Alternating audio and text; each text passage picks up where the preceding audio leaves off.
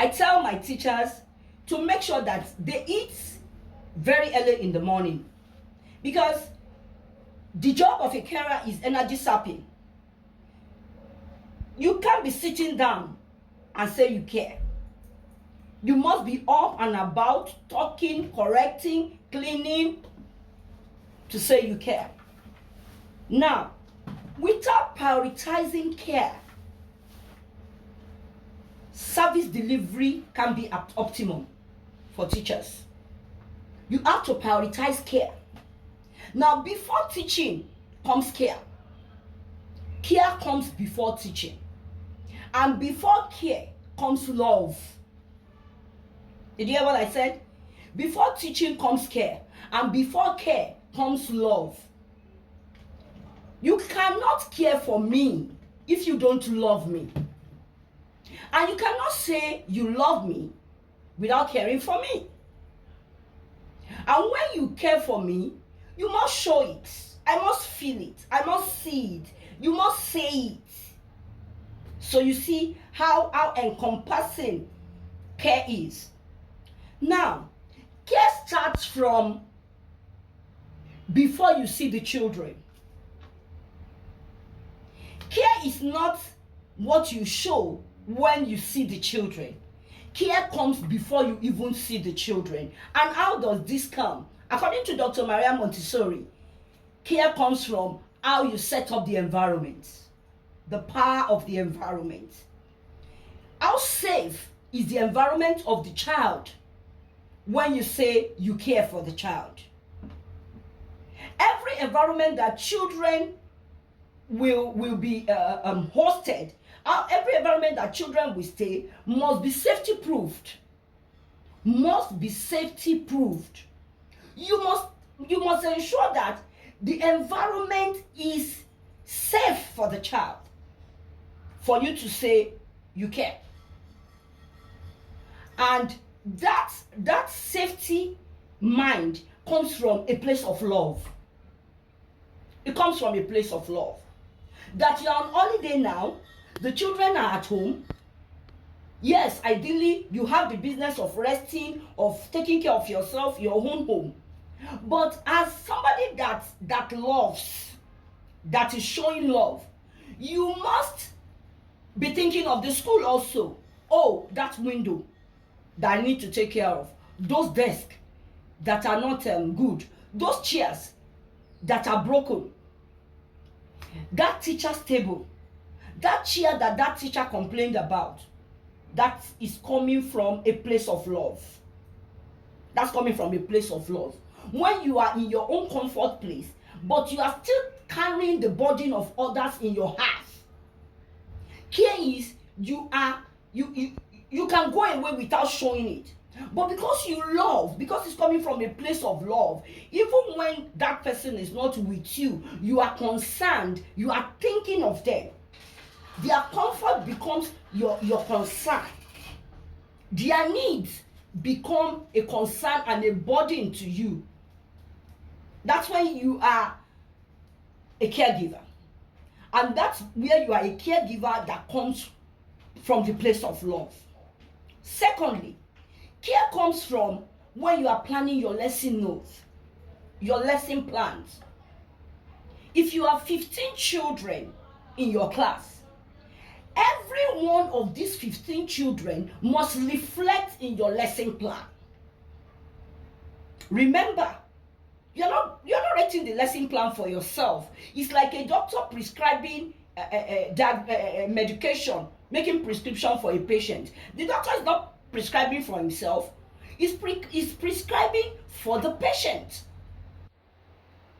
So when you're preparing your lesson note, you are doing it from a place of love, because you must carry the whole 15 children in your class along in that lesson note.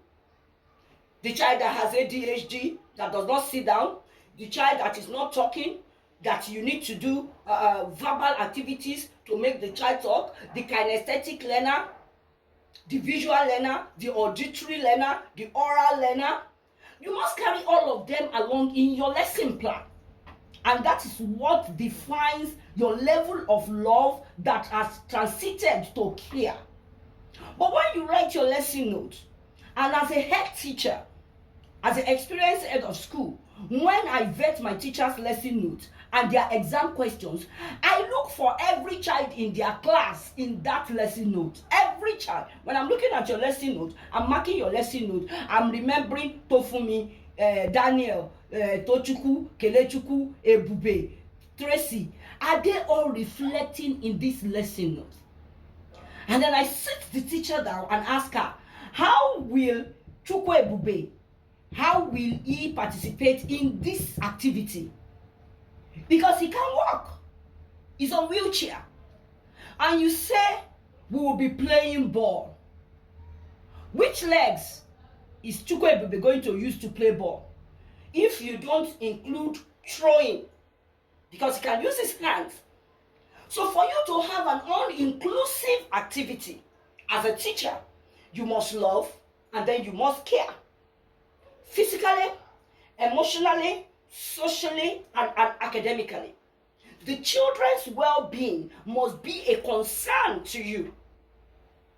So if you don't have the power to love, if you lack the grace to love as a teacher, or as a parent, or as a caregiver, please get out of the classroom. Yes, I said that. Get out of the classroom. Go away from education.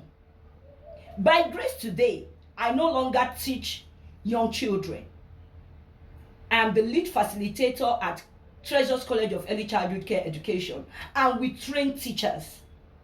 But even at that, every of my teachers, every of my students are carried along. Let me cite you an example. There were some courses we need to sideline because other course areas like music, like child psychology, like history of education were taking more time.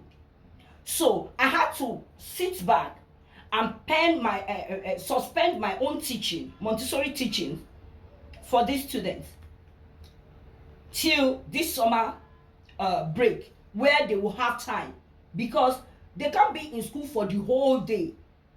They are workers. They come to school by weekends. Our lectures are on Saturdays, and we can't keep them from 8 a.m. to 6 p.m. because they have to go back and attend to their families and other things in their life. So what have I done? I have specially arranged a class for them within these 2 weeks of this summer break, starting from tomorrow. After this online class tomorrow, I'm going to be taking them in Montessori. And I'm going to be taking them myself. That is how much I care.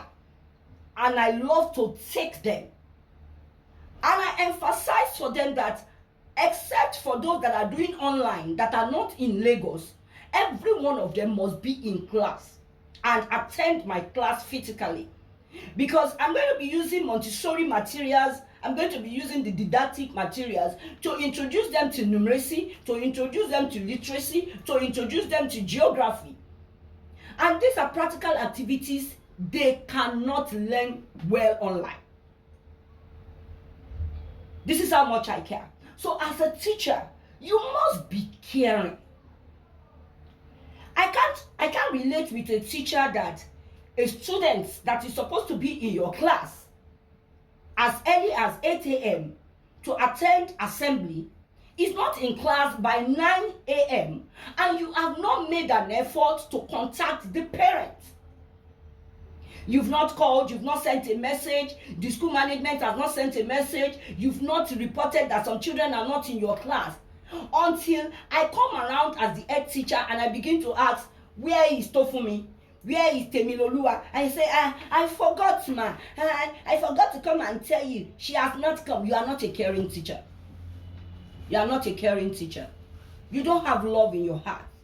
Now, this is what I mean by having love in your heart for a student. The reason why you are teaching students, the essence of teaching itself is for us to help individuals, children, adults, whoever is learning something is a student, to help them move from where they are, from the place of unknown that they are, to the place of the knowledge. And then when they move to the place of the knowledge, they are progressing. it is for them to progress.